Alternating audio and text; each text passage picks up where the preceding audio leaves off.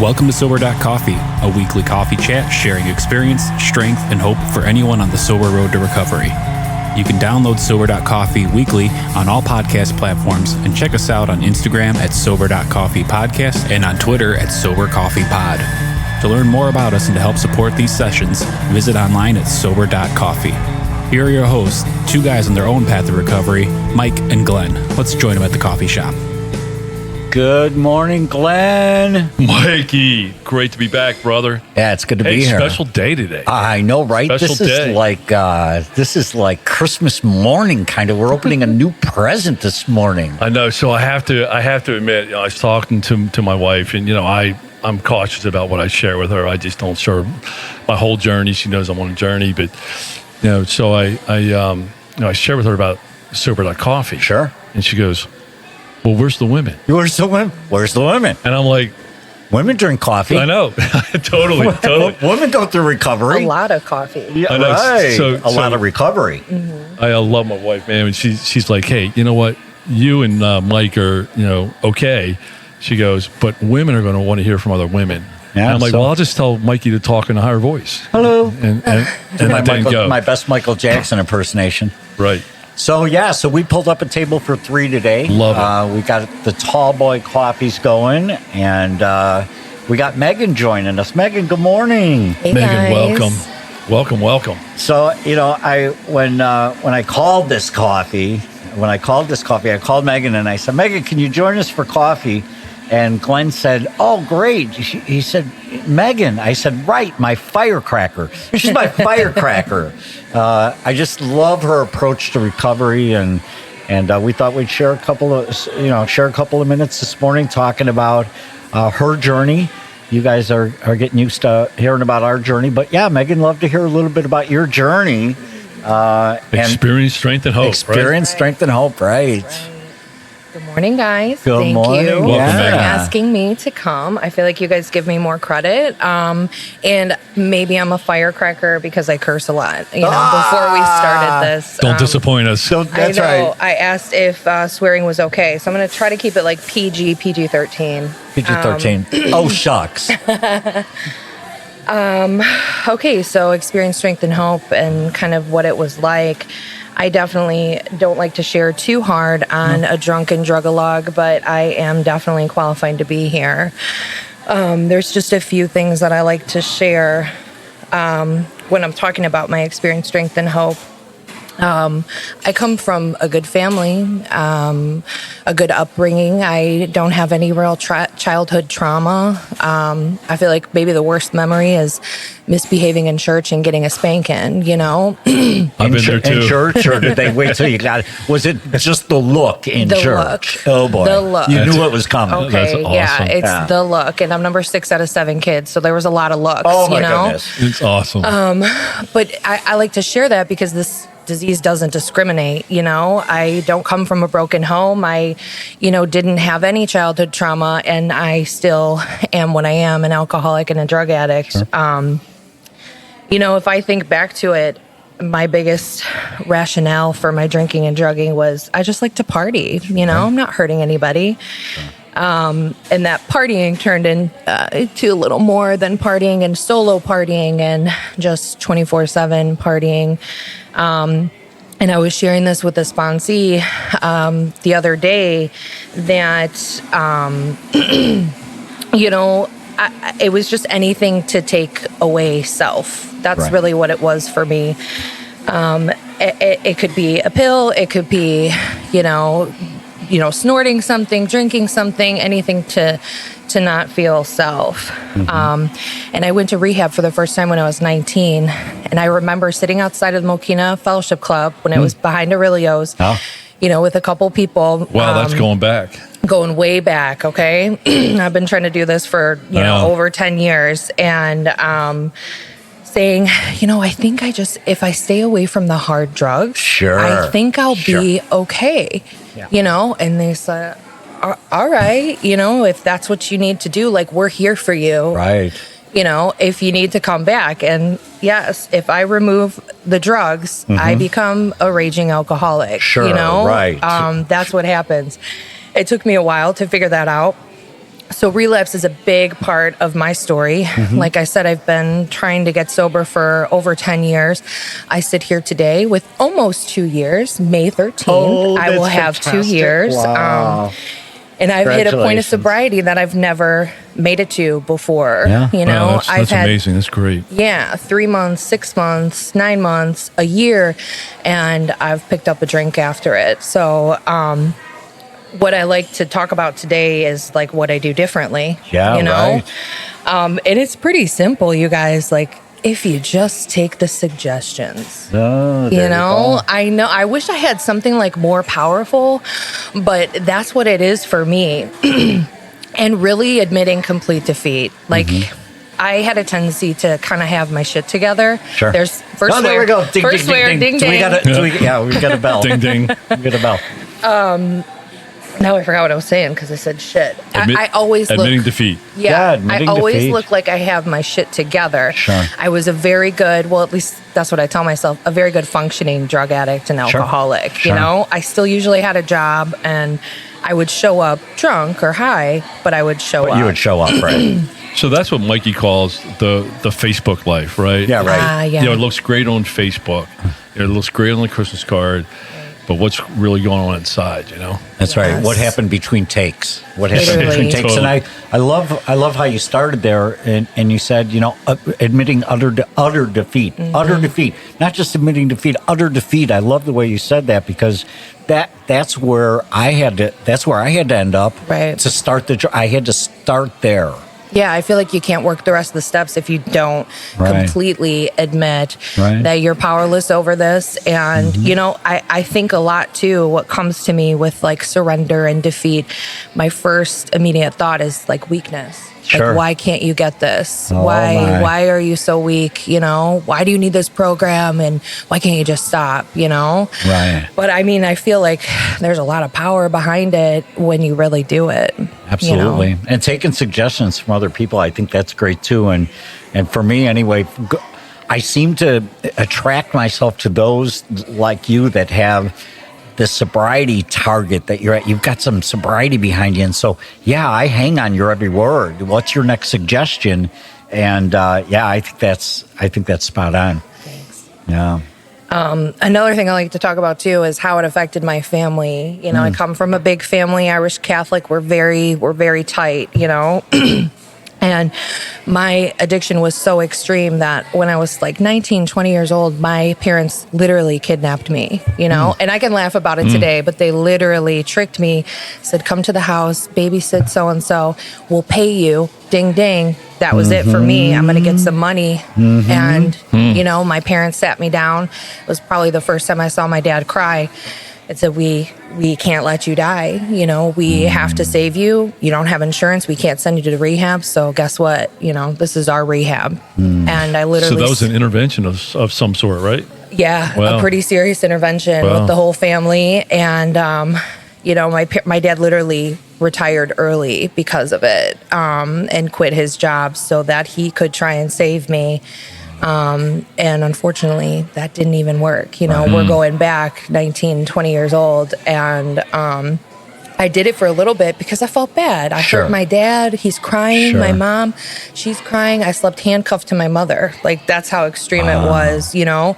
And I did it for a little bit. And, you know, I planned an escape and I did it. I literally ran away from my mom in the grocery store and ran back to, you know, the love of my life. Sure. You know, that we were doing heroin together. So, Right. The love of your life was the heroin, not the guy. yeah, there was a guy Right. involved though, Right. Mikey. Both. So you were a runner, as they Yeah. call them. Yes, yes. Run from anything that's uncomfortable or just Wow. doesn't work with Escape. Yeah, what I want to do. So I did that, a lot of running back and forth. And when my life would get, you know, too much, or I had lost my car and I was homeless, then I would come back to the program because I had no other option. Right. You know, Right. I did that for many years, as you can see, a lot of back and forth. Yeah. So the things you do today, the things you do today are amazing because I see you around the rooms a lot. I know you do a lot in you work your program, as they like to say. And what are some of your main go-tos? What are some of your main activities in the course of a day? Glenn talks about 22 things. Yeah, so that's a great question. And I'd like to ask one big one before we get to that. Yes, all right, go. All right, so almost 2 years, right? Right. Okay, so some call that 11 months. 23 months, right? What was it? What was your point of surrender? What was did anything happen? That caused that first step, that first day, the first hour of your 23 or so month journey here. Yeah, I actually can't remember that day because I was so under the influence. And this last time around, I became heavily addicted to prescription pills, benzos and opiates. And those, if I look back at anything in my drinking and drugging history, those are what literally consumed my life and was... the detox from that was literally crippling. I could not leave the house. I actually had to go to a medicated Man, I'm sorry to hear that. That is painful. It's pretty intense, and that's why I really long too. Yeah. It takes it's like a solid 3 to 6 months before you actually feel normal again. Wow. Not to say that I'm normal right now, but it took a while. But it was Halloween and family, everybody was over and I was like sick. And my sister is also in the program and she's a huge part of my sobriety and why I'm here today. And I was literally nodding out on the couch in front of all the kids and everything. And my sister was just like, what the fuck? Is anybody going to say anything? Like, she is not okay. And I don't remember that. I remember waking up the next day and being like, holy shit, like here we go again. Right. But the biggest thing that I felt was relief. Like, oh my God, now everybody knows. Like, I don't have to hide it anymore. Like, I can get well. Yep. I knew it was a problem when I got a prescription to Xanax. That was, I went to, a bogus doctor that was like, yeah, here you go. Here's 100 Xanax bars for 30 days. Yeah. Go ahead. Yeah. And I knew it was a problem and I was taking so many and I knew what I was doing, but I was like, I cannot do this alone. I can't. I don't know what to do.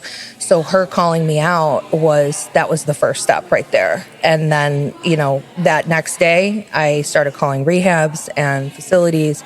Everybody's crying. My mom's freaking out. They didn't know, my mom and dad, and I was living with them. But you can't fool another addict. Nobody understands you like another alcoholic and addict. Right. And it's a double whammy when it's your own sister, So from there I went to a detox and I was like, you're the superstar there, okay? Because I've been doing this for a long fucking time. Love being the superstar. Sure. Yeah, Megan the example. Yeah, you were leading like Megan. You were leading the class. Yes. I'm sharing my experience She's got all the with answers. The newcomers, everything. Awesome. Oh, you're gonna do great when you get out of here. You just, you know what you got to do. I'm like, hell yeah, I do. Yeah. What did I do?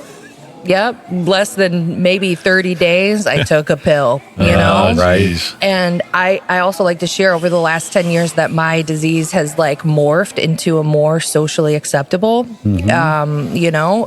prescription pills. My name's on the bottle. I can't get my kid taken away for that. I started with crack and heroin. You definitely get your kid taken away for that, and a lot of bad things. So I really got to watch it, man. This disease is cunning, baffling, and powerful for me. It manipulates everything in my life, even just, my thoughts. Right. So, Man, that's great. Certainly appreciate you sharing that. Sorry, Michael. I'll let you jump back to your exploration, but I just felt like it was missing. Sure, absolutely. Yeah, Halloween. that moment. Right. Halloween moment. Yeah. No, it's all good stuff. So what are some of the things you do today to keep yourself sober? Well, I don't think I have 22 like Glenn. Yeah, he's an overachiever. Hey, I'm working. I said I want to be like you guys when I grow up. Right. Careful what you ask for. Yeah, But as soon as you get 22, I'll do 23. Right. Yeah, right. Exactly. Right. No, I keep it really simple. It has to be simple for me. And I have a busy life today too, and that's because of my sobriety and the program that I work. Balance is a huge thing for me, and the simplicity of asking for God's help in the morning. And it's simple. My prayers are not, super holy and long. I wish they were. I kind of envy those people No that big just... words? No big words. Sometimes there's even curse words, depending on where I'm at that day. Ditto. Giddy Totally up. get it, Yeah, man. like what the fuck? That's real. Yeah. Yeah. Just help me not be fucked up today. Right, God. right. That's it. Right. And I've gotten past the obsession of the drink and drug. Sure. And I don't really think about that, but it's the crazy that's underneath crazy the drink and the drug. Sure.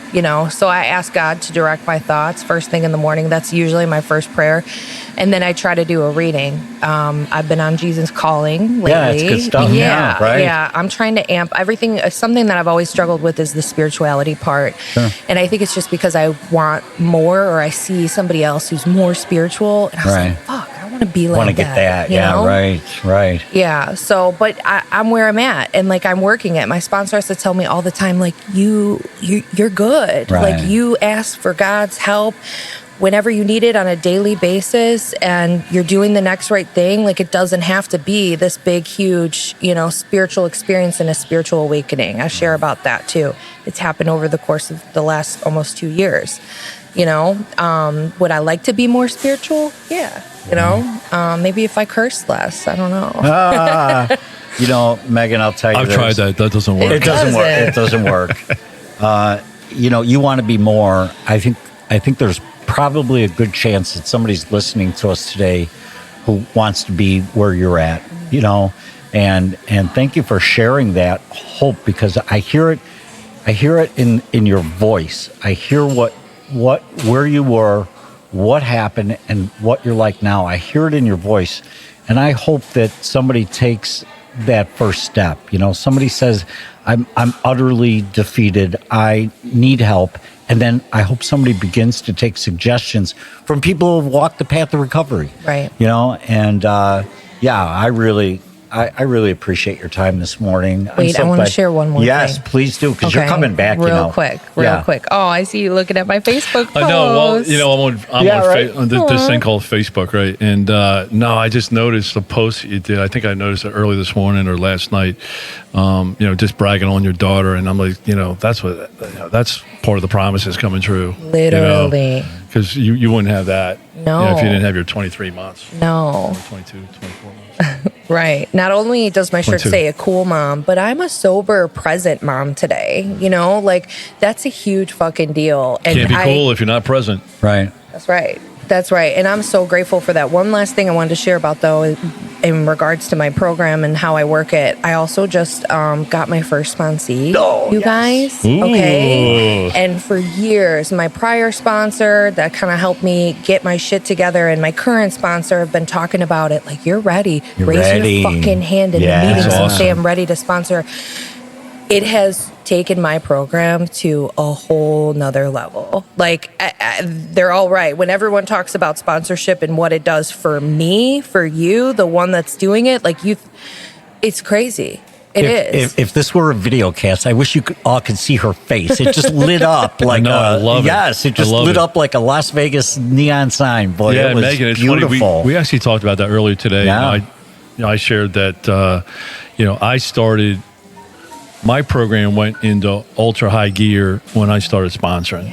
And I learned more about this program through sponsoring guys and working the steps with guys that I ever did going through it by myself. It's amazing. That's part of the 12 step. Yeah, it's amazing how this thing works. Yeah, I love it. Megan, you're not a one and done. You rock. We're going to bring you back, my little firecracker. Bring you back for a cup of coffee again, and we'll. Thanks for having me. You bet, man. Thanks so for much, stopping Megan. in. Thanks for helping me stay sober. Absolutely. Love you, girl. Love you. Take care. Talk to you. All right. Thanks for joining us for today's coffee chat. To contact the show, email us at podcast@sober.coffee. If you need immediate help, the AA hotline is 800-839-1686. The National Suicide Prevention Hotline is 800-273-8255. Remember, Mike and Glenn are sharing their own journey on the path to recovery. Any suggestions, medical or otherwise, are their own experiences and should not be viewed as professional advice. See you next week, and remember, there is a solution.